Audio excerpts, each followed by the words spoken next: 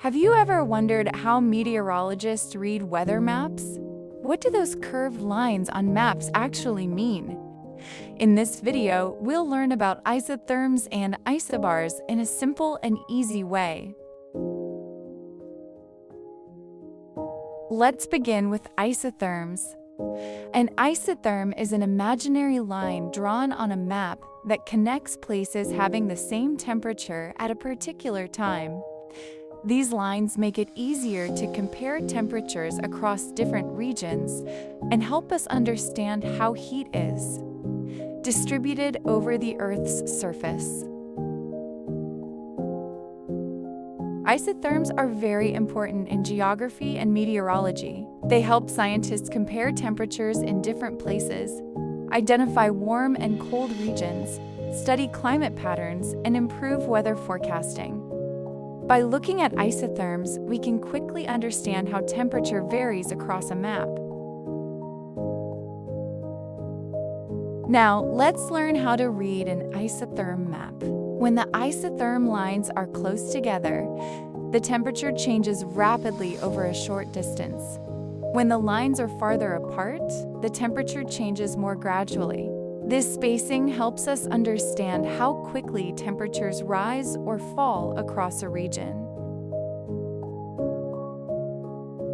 This is an example of an isotherm map of the Arctic region. Each curved line connects places with the same temperature. By studying these lines, scientists can identify colder and relatively warmer areas and better understand global temperature patterns. Now let's move on to isobars. An isobar is an imaginary line that connects places with the same air pressure at a particular time. These lines are used on weather maps to show how atmospheric pressure changes from one place to another and help meteorologists predict weather conditions. On weather maps, the letter H represents a high-pressure area, while L represents a low-pressure area. In high-pressure regions, air sinks and usually brings clear, dry weather. In low-pressure regions, air rises, forming clouds, rain, and storms. Air naturally moves from high-pressure areas toward low-pressure areas, creating wind. The spacing between isobars tells us about wind strength.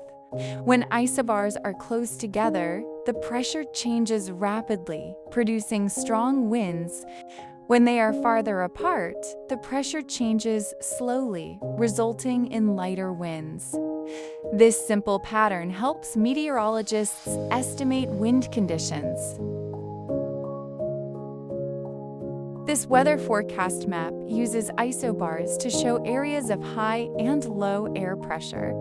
The letters H and L indicate pressure systems, while the curved lines connect places with equal pressure.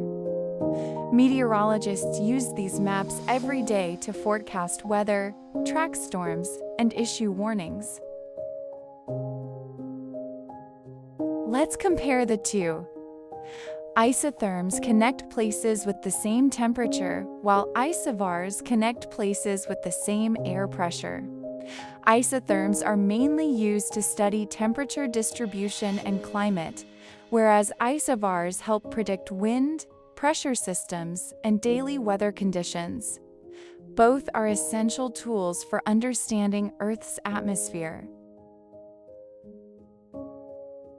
Let's quickly review. Isotherms connect places with equal temperature, while isobars connect places with equal air pressure.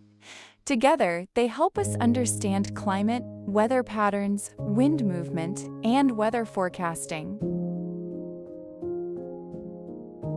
Thanks for watching.